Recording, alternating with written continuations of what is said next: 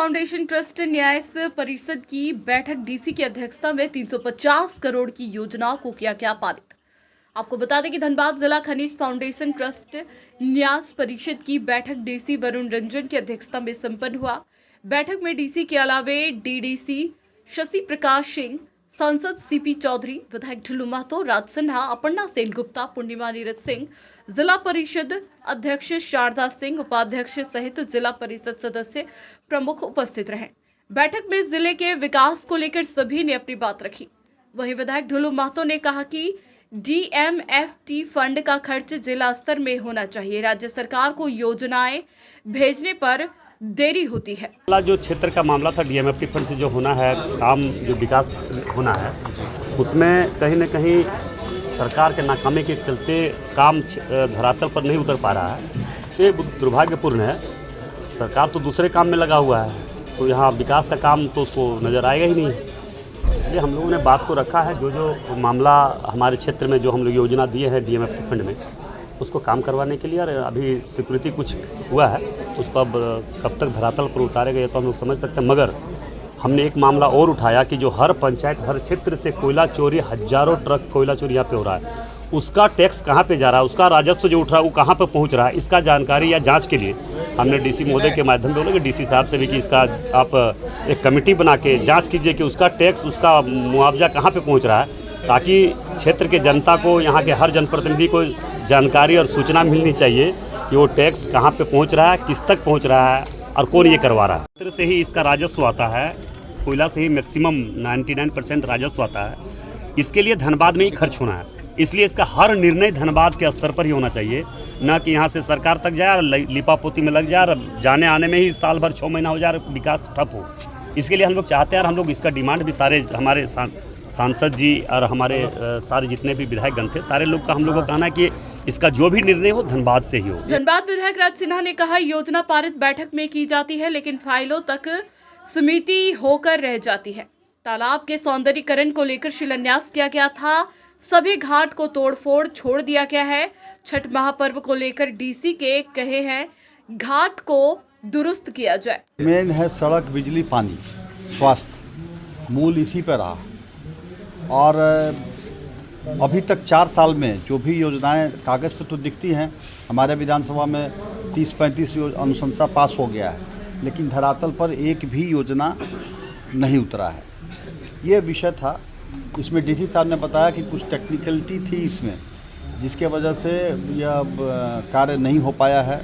बहुत सी योजना, जो बड़ी योजना थी, वो यहाँ से रांची भेज दिया गया या कुछ लिमिट के बाहर करने पर, और तो इसके वजह से नहीं हो पाया है। साल भर पहले, 6 महीना पहले, तालाबों के सौंदर्यीकरण, गहरी करने के लिए हम लोगों ने शिलान्यास किया था और उसको तोड़ ताड़ के और छोड़ दिया गया। कहीं सीढ़ी नहीं है, कहीं तालाब में सुविधा नहीं है।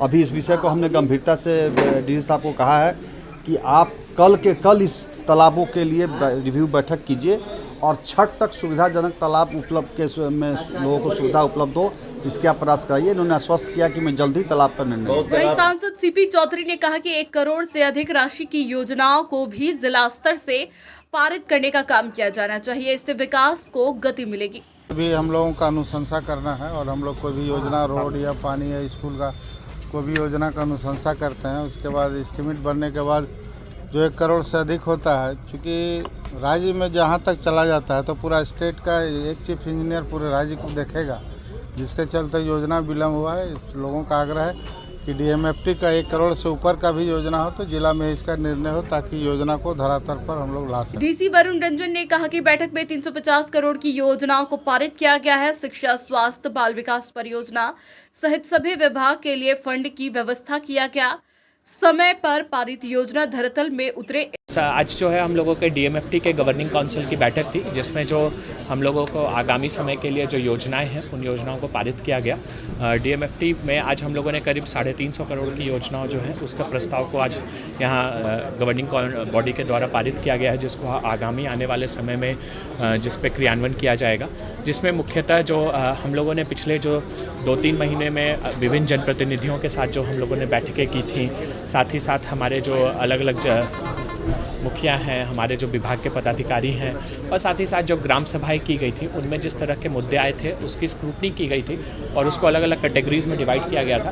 तो राज्य सरकार से और केंद्र सरकार से भी समय समय पे कई प्रकार के दिशा निर्देश हम लोगों को प्राप्त होते रहते हैं। तो इन सभी चीज़ों को समावेश करके हम लोगों ने एक प्रपोजल बनाया था जिसमें करीब 150 करोड़ रुपए की जो योजनाएं हैं वो हम लोग शिक्षा के क्षेत्र में, जिसमें मुख्यतः जो हमारे हम लोगों के सामने समस्याएं आती हैं विद्यालयों में एडिशनल क्लासरूम का कंस्ट्रक्शन का, लाइब्रेरी बनाने का, साथ ही साथ पानी का, बिजली का सुविधा को सुनिश्चित करने का।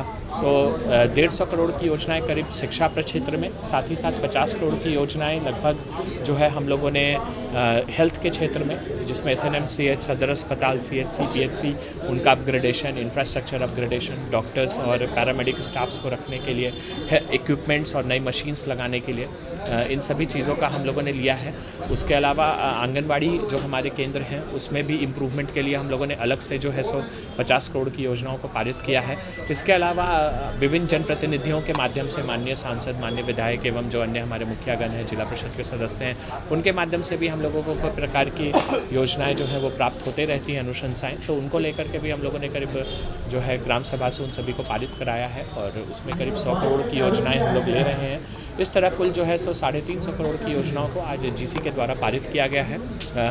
कई एक इसके चूँकि हम लोगों ने जो एक्शन प्लान बनाया है वो मोर और लेस कई चीज़ों को कवर कर ले रहा है जो मूलभूत सुविधाएं जिले में होनी चाहिए, और इसके जिन लोगों ने जो भी सुझाव दिए हैं उन सभी को हम लोग इनकॉर्पोरेट कर रहे हैं।